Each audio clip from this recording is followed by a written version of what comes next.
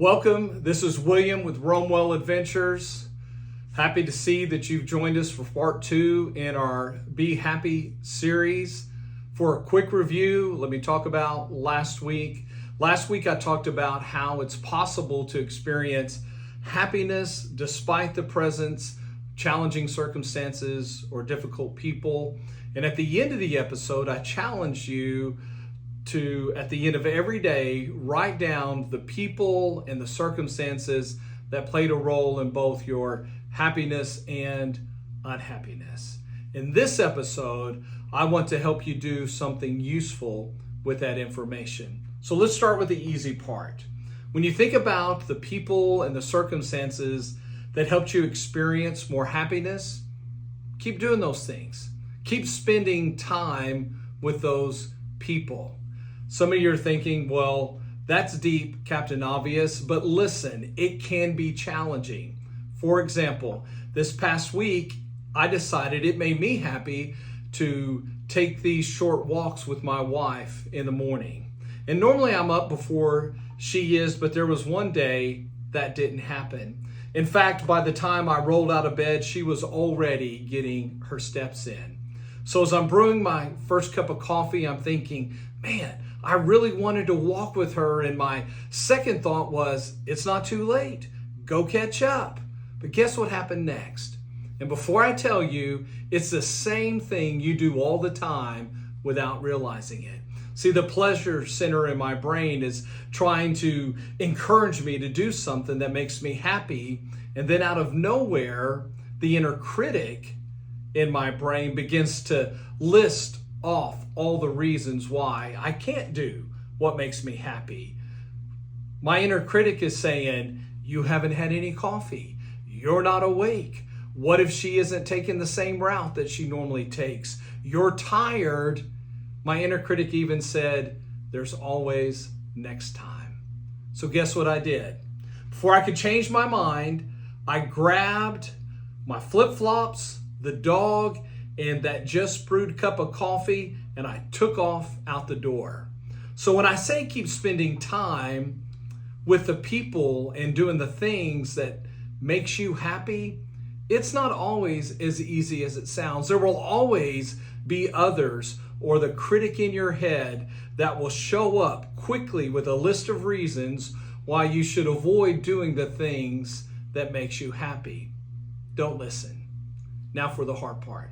One of the reasons people struggle with chronic unhappiness is because they get stuck in what I call negative loops or unhelpful loops. Without realizing it, negative thinking, behavior patterns can keep you stuck in a loop that's really hard to break out of. Because even though the pattern is negative, it feels comfortable.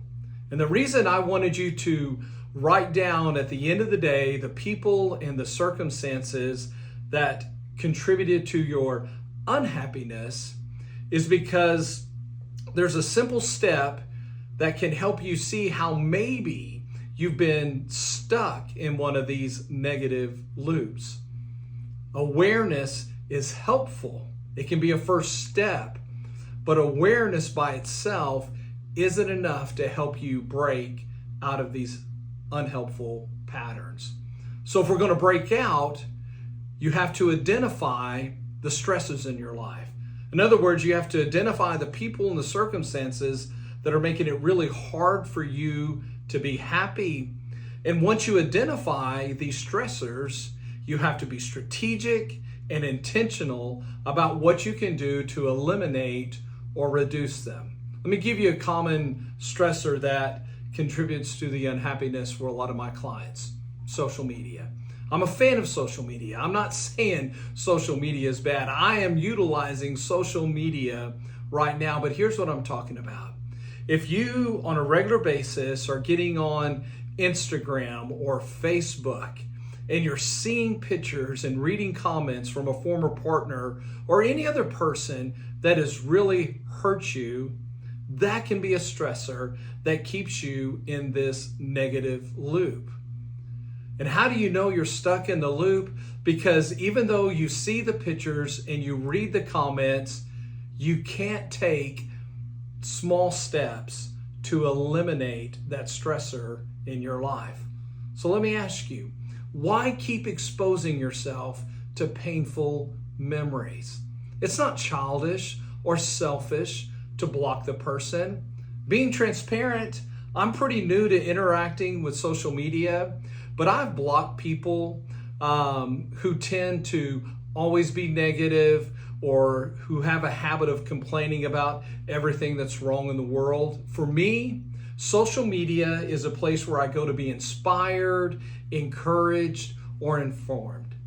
So if seeing pictures, reading comments from estranged family members, exes, or just negative people is a stressor, why keep exposing yourself to unnecessary hurt or disappointment? Unfollow them, block them. And I wish every stressor in our life could be eliminated with the click of a button. I understand that's not true. So here's what I want you to do for this week's challenge. I want you to take a piece of paper, make 2 columns. On one column at the top, I want you to write stressor. At the top of the other column, I want you to write, how can I eliminate or reduce this stressor? Here's the thing, if you've never done an exercise like this, it can be challenging. Not because it's hard to identify the circumstances or the people that make it hard for you to be happy, but it can be challenging coming up with solutions for identifying the ways to eliminate or reduce the impact of the stressors on our happiness. I want you to do your best to come up with helpful solutions this week.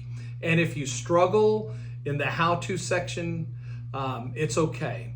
Come back next week because I will be going over some things you can do to get better at coming up with solution-focused strategies for eliminating the circumstances and reducing the impact of difficult people in your life. So wrapping up, I want to remind you, you and I are primarily responsible for creating and managing our own happiness.